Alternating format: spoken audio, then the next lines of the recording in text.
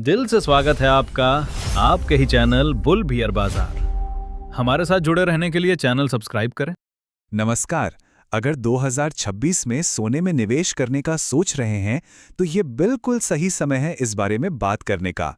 तो चलिए आज इस कीमती धातु में इन्वेस्टमेंट के हर पहलू को एकदम आसान भाषा में समझते हैं। सोने का नाम सुनते ही सबसे पहले क्या ख्याल आता है? गहने, है ना? लेकिन क्या सोना सिर्फ गहना ही है? आज हम इसी सोच को थोड़ा बदलने की कोशिश करेंगे और ये जानेंगे कि सोना अब एक कितना सीरियस इन्वेस्टमेंट ऑप्शन बन गया है। तो आज के हमारी बातचीत का रोड मैप कुछ ऐसा है। हम देखेंगे कि सोने का आकर्षण आखिर है क्यों, इसमें इन्वेस्ट करने के नए तरीके कौन-कौन से हैं, पहला कदम कैसे उठाएं, इसमें क्या-क्या जोखिम हो सकते हैं और हाँ, 2026 में इसका भविष्य कैसा दिख रहा है।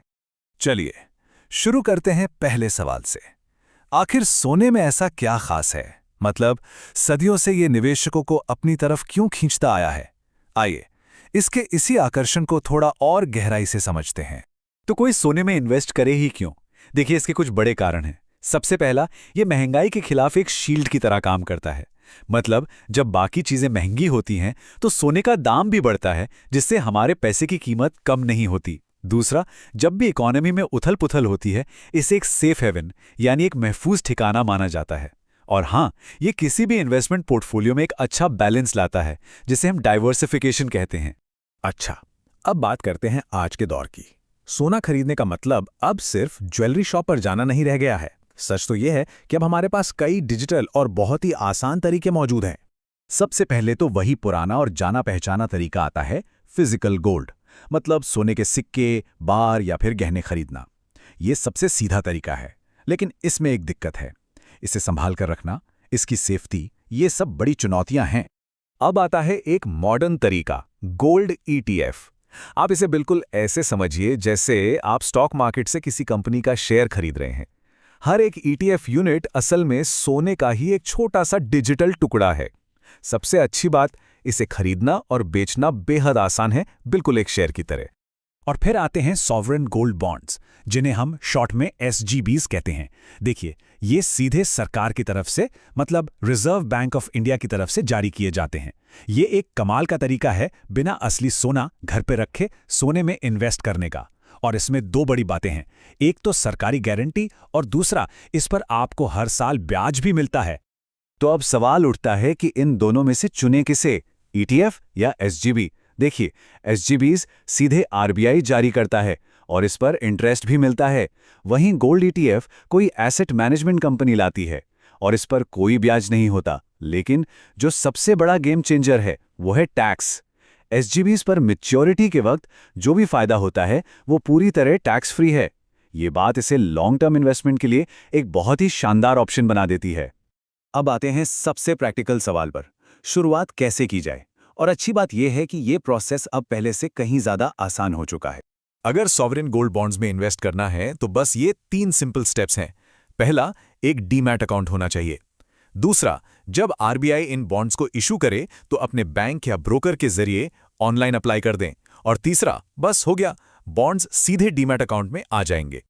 देखिए, एक समझदार निवेशक बनने के लिए सिर्फ फायदे जानना काफी नहीं होता। सोने में इन्वेस्टमेंट से जुड़े कुछ रिस्क्स और जरूरी बातों को समझना भी उतना ही इंपॉर्टेंट है। तो किन बातों का ध्यान रखना चाहिए? पहली बात, सोने के दाम मार्केट के हिसाब से ऊपर नीचे होते रहते हैं। दूसरी, अगर फिजिकल सोना ले रहे हैं तो उसकी स्टोरेज और सिक्योरिटी की चिंता हमेशा रहती है। तीसरी बात, मुनाफे पर लगने वाले टैक्स के बारे में भी पता होना चाहिए। और हाँ, अगर गहने खरीद रहे हैं तो मेकिंग चार्जेस और सोने की प्योरिटी जरूर चेक करें। और जब टैक्स की बात आती है तो ये जानना जरूरी है कि कुछ गोल्ड इन्वेस्टमेंट्स पर अगर लंबे समय बाद फायदा होता है तो उस पे करीब 20% का टैक्स लग सकता है। हालांकि इसमें एक इंडेक्सेशन का बेनिफिट मिलता है।